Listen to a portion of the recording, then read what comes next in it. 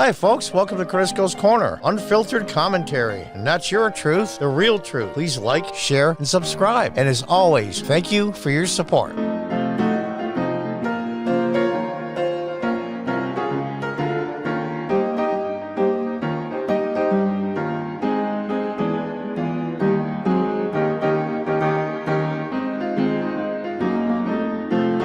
Hi folks, welcome back.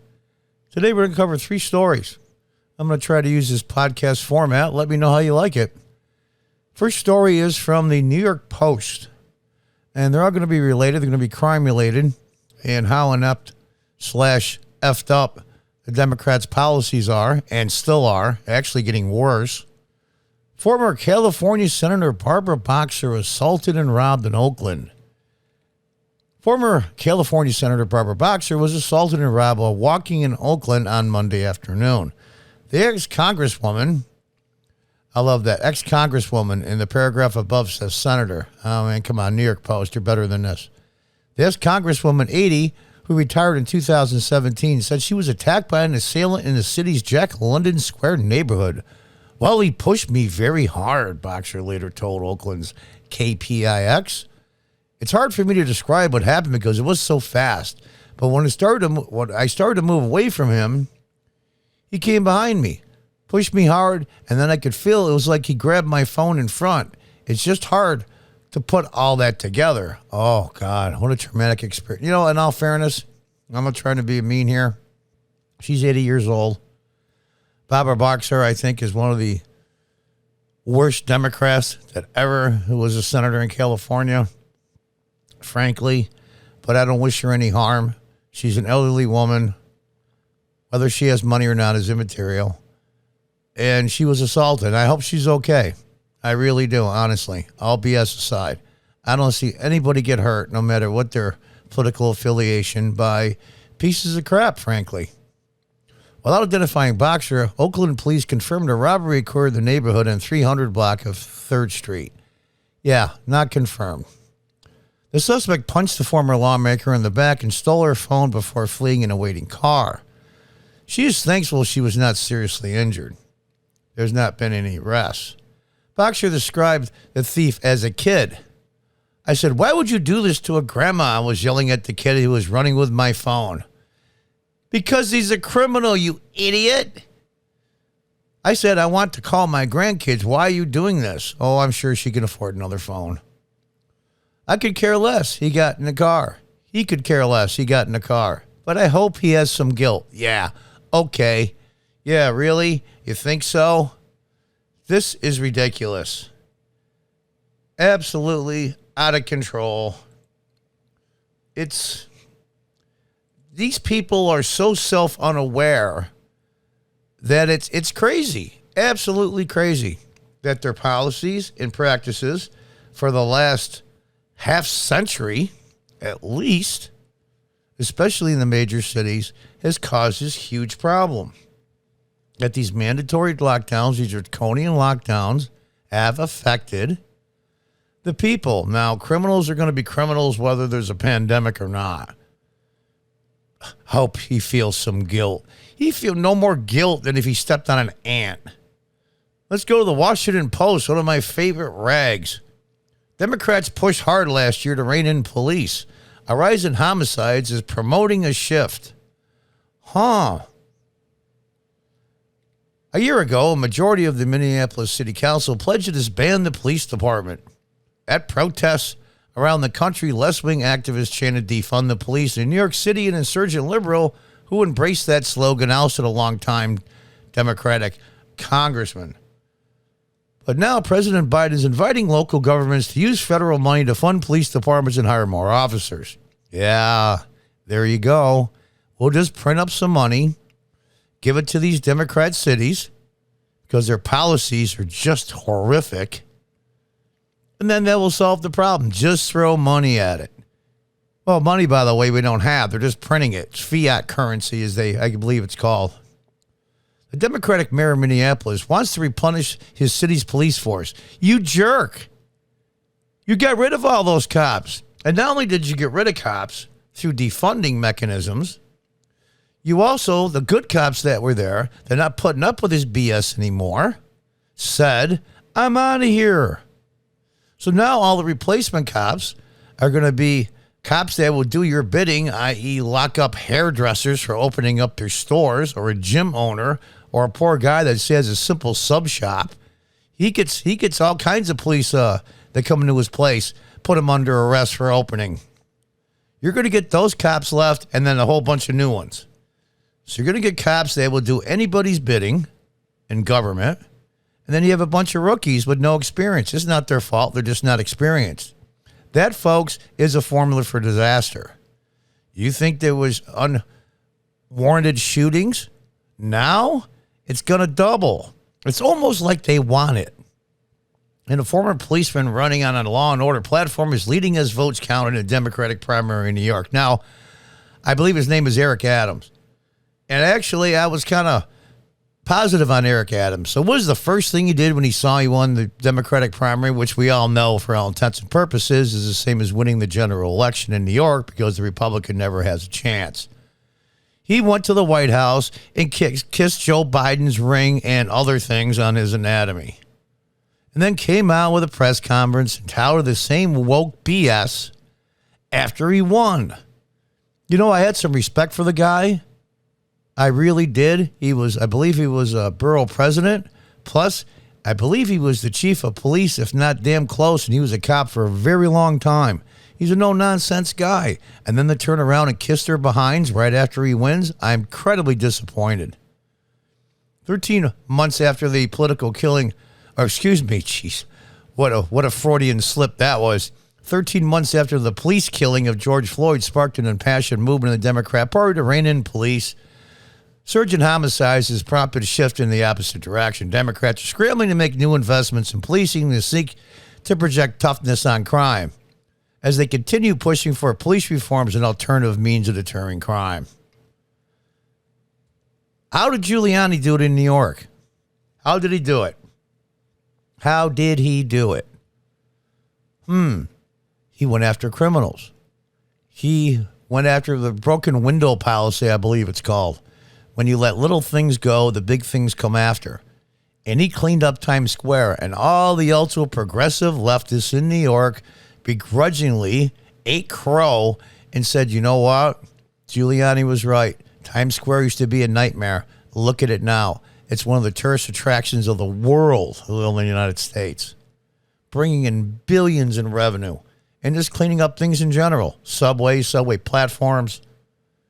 Unbelievable. Unbelievable. Democrats have struggled to contain the deadly violence this year, which is expected to worsen as the summer progresses. They're facing a barrage of criticism from Republicans. No, they're facing a barrage of criticism from everybody. Remember, this is the Washington Post, who are portraying Democrats as soft on crime as part of a coordinated strategy for next year's midterm elections. Touting the other side's deficiencies, in this case, deficiencies on being kind when it comes to crime. They let tens of thousands of people go that committed felonies during the rioting. Felonies.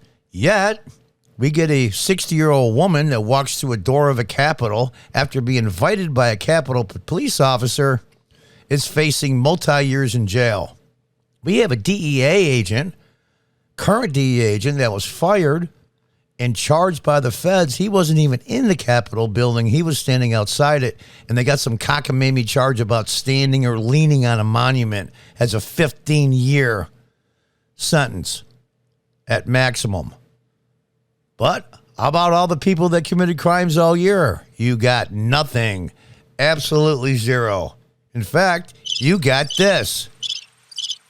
They're fighting for justice. BS.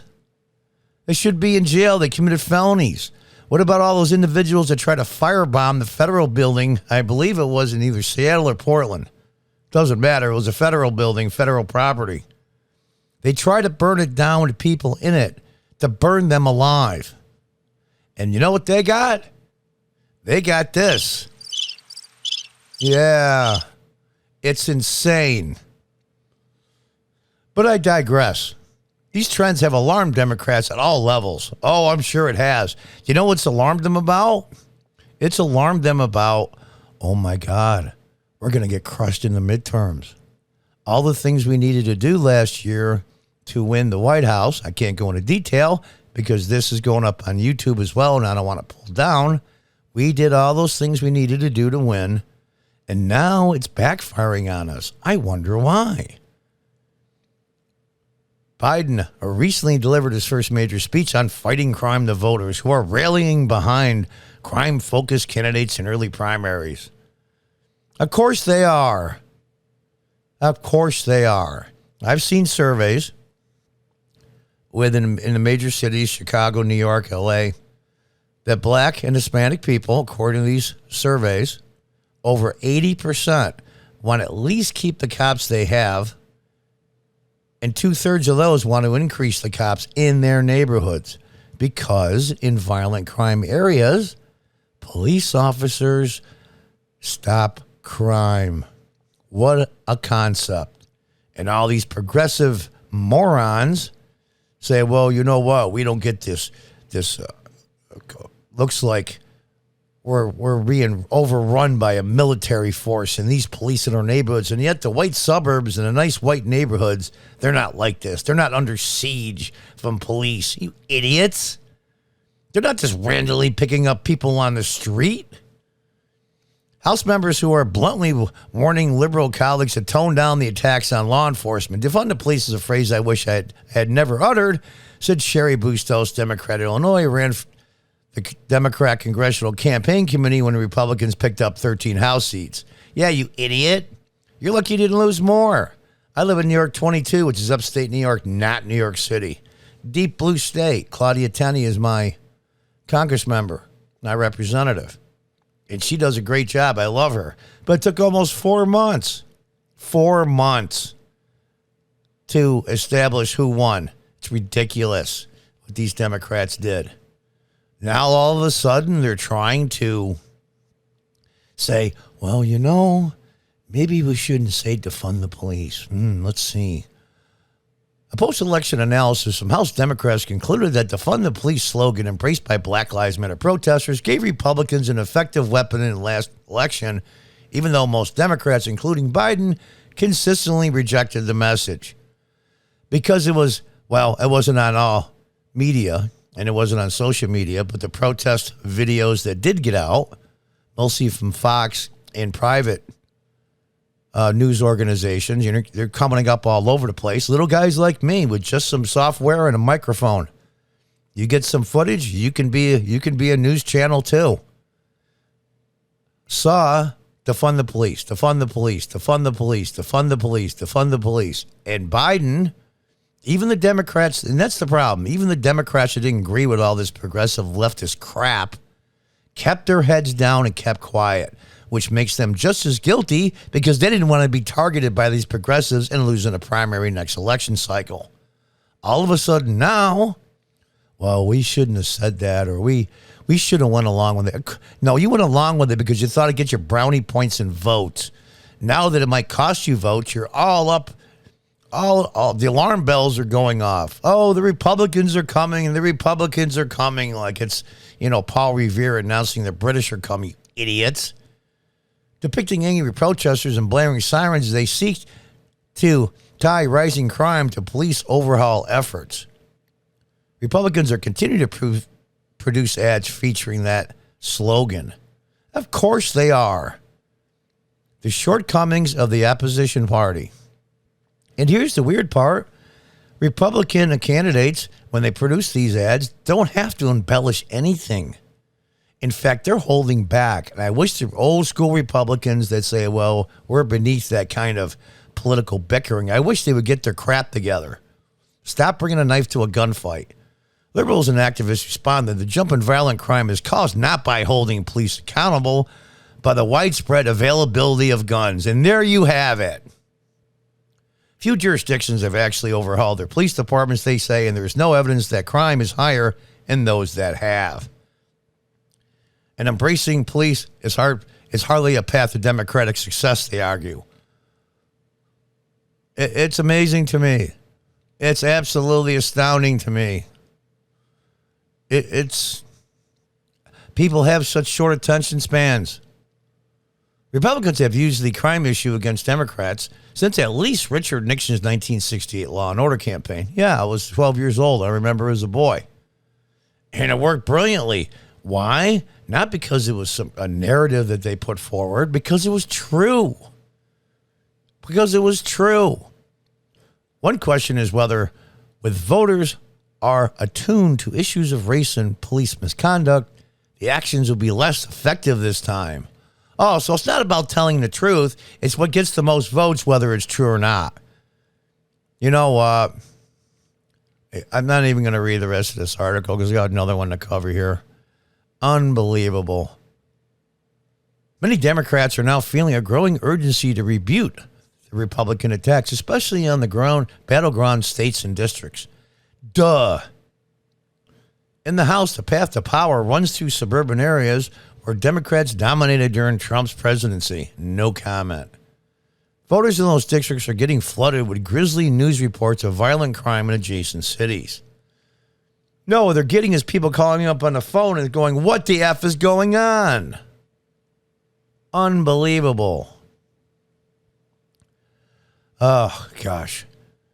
I went to Orlando to serve as a police officer. A representative of Val Demings, Democrat from Florida, said in a recent video launching her campaign for the Senate, which emphasizes her record as the city's former police chief. In contrast, when Demings was vetted by the Biden campaign last summer as a potential running mate, she faced concerns from activists over that same record. And there you have it. And there you have it.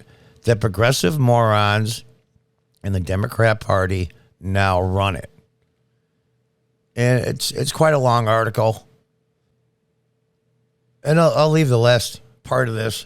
It's clueless people. Pastor Michael McBride, a nationally known activist on gun violence prevention, criticized what he called Adams's, meaning the Eric Adams, what should be mayor in the upcoming New York City mayoral election. He criticized Adams' strategy of weaponizing the fear around crime and said other Democrats should not follow suit. My biggest fear in this moment is a tough on crime national and local effort with a black face on it. It appears to me that black elected officials run elections and govern as if they are unaware that a community-based public safety approach is a winning political message and governing strategy. Adams is black. So we're going to go cover one more. And I think this probably says how the Democrats really think about urban areas and crime and even welfare and all the list of things they've screwed up over the years. Another from the Washington Post. Oh, boy, reading from the Washington Post. There are many Italians out there. It gives me agita, if you know what that is. From the Washington Post, opinion. At least they put opinion on it this time. Democrats must control the crime narrative before it controls them. Are you out of your mind? Opinion by Katrina Vanden Huelvel. Sounds Dutch. It's about the narrative. It's about controlling the narrative. It's not about solving the problem. It's just about controlling the narrative, which means lying to people. How does Malcolm X go? Hoodwinked. They've been bamboozled. They've been run amok. They've been lied to over and over and over. The biggest enemy of blacks, according to Malcolm X, and he's right, even though a lot of the things he believed in I don't, the biggest threat to black people in the United States are white ultra-liberals. Yeah, he's right.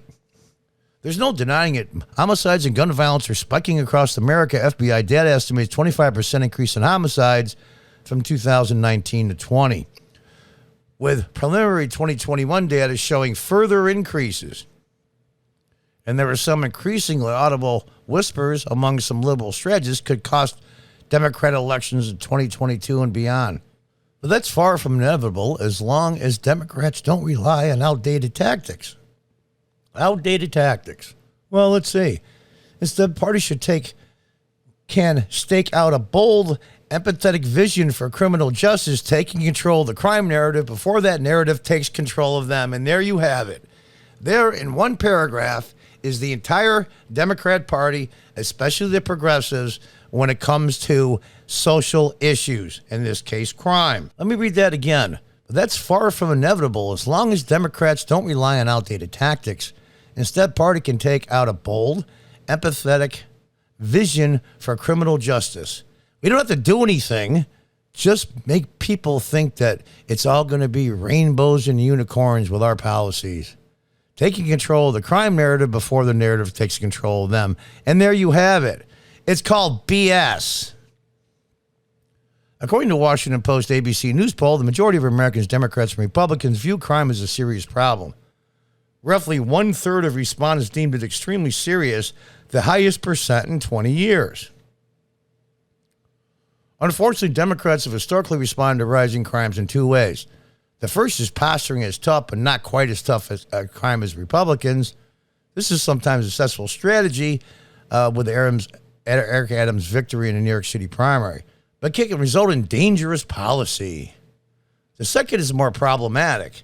Denying crime is a salient issue in the first place, an unconvincing argument that cedes fertile political ground to the GOP. Oh, I don't give a damn about people dying. I don't care about the crime. I don't care that it destroys people's lives.